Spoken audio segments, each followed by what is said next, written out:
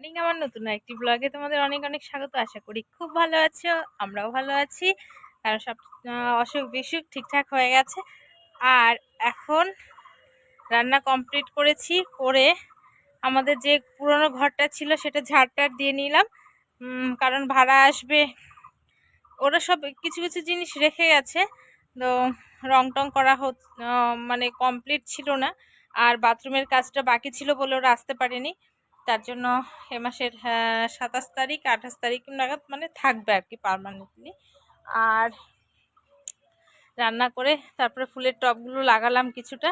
আর এই যে দেখো আমাদের এই ফুলের কি যে নাম আমি জানি না, এত সুন্দর ফুল হয়েছে দেখো। 5টা ফুল হয়েছে, দেখেছো কি সুন্দর লাগছে। কতটুকু গাছ, ফুলগুলো বেশ বড় বড়।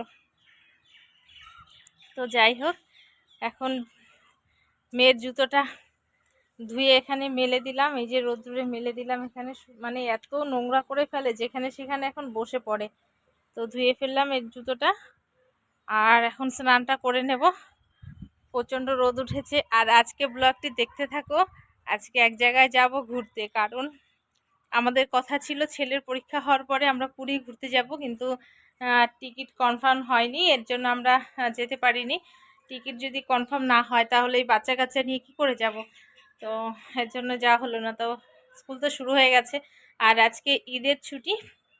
তো যারা আমার মুসলিম ভাই বোনরা দেখছো, তাদের সবাইকে ঈদ মুবারক। অনেক আনন্দ করো, আজকে অনেক মজা করো। আর ঘুরতে যাব আজকে, তো তোমরা সাথে থেকো, দেখা হবে কোথায় যাচ্ছি, কে কে যাচ্ছি। তো চলো এখন স্নানটা চটপট করে করে নিই, ছেলেকে স্নান করাই। আর মেয়ে তো ঘুমিয়ে পড়েছে, উঠলে স্নান করাবো। তো সকালে উঠে রান্না কমপ্লিট করে আমি ছেলেকে পড়ালাম। এই যে দেখো আমার নতুন টেবিল, আমার না আমার ছেলের। তো ঘরটারগুলো মা, এই ঘরগুলো একটা মুছে দিয়েছে, পুরো পিঁপড়ে হয়ে গেছিলো। তো দিদি এসে এখন মুছে দিল, আর জামা কাপড়গুলো কেচে দিয়ে গেল।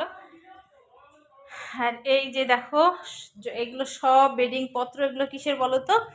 এগুলো হচ্ছে সব মানে শীতের পোশাকের, এগুলো সব খাটের বক্সের মধ্যে ঢুকবে। তো এখনও ঢোকানো হয়নি। তা আমি স্নানটা সেরে নিই, তারপরে আবার দেখা হচ্ছে তোমাদের সাথে। রেডি হয়ে নিয়েছি, আর ছেলে মেয়েকে রেডি করে নিচে পাঠিয়ে দিলাম। আর এখন আমরা যাচ্ছি, এত অস্থির করে দিচ্ছে না আর বলো না। বাচ্চা কাচ্চা নিয়ে মানুষ যে কি করে ঘোরে আমি তো সেটাই ভেবে পাই না। তো এখন এই দেখো আমার বিছানার অবস্থা, পুরো প্যাম্পার্স ট্যাম্পার্স দিয়ে একদম ছড়াছড়ি। তো চলো, অনেক লেট হয়ে গেল অনেক, এখন 4টে বাজে। মা বাবা রেডি হয়ে আছে।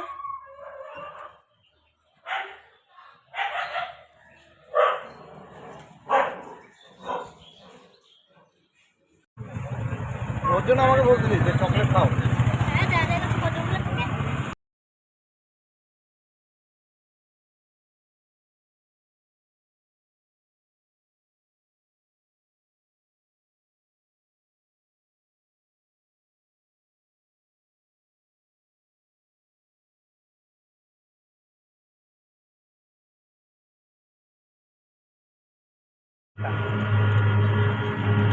ওটাও সুন্দর, লোকেশন আরো ওই যে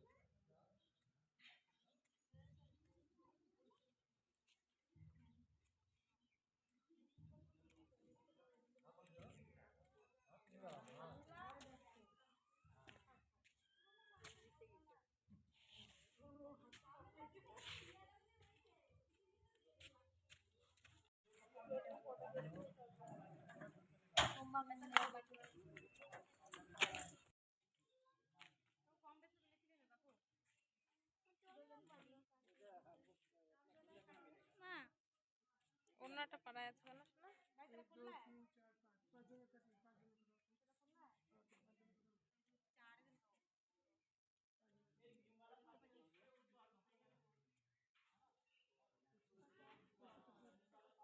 কি বাজে গন্ধ, গরুর সুন্দর গন্ধ, গরুর গোবরের গন্ধ, গন্ধ সুন্দর ভালো গন্ধ। লাগে তো গরুর। কবে যাও? এই তো সংক্রান্তির পরে, সংক্রান্তি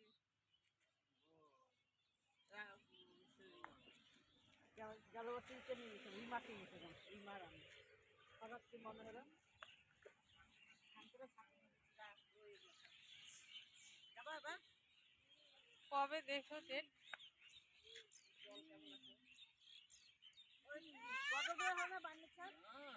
18 নম্বরে হয়।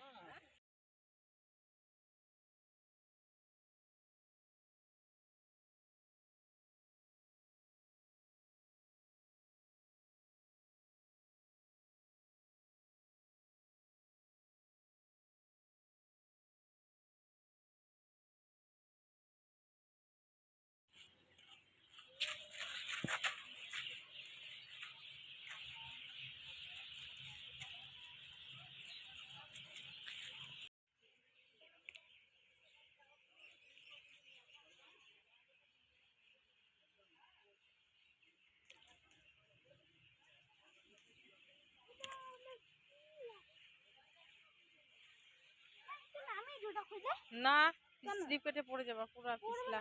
না বাবা,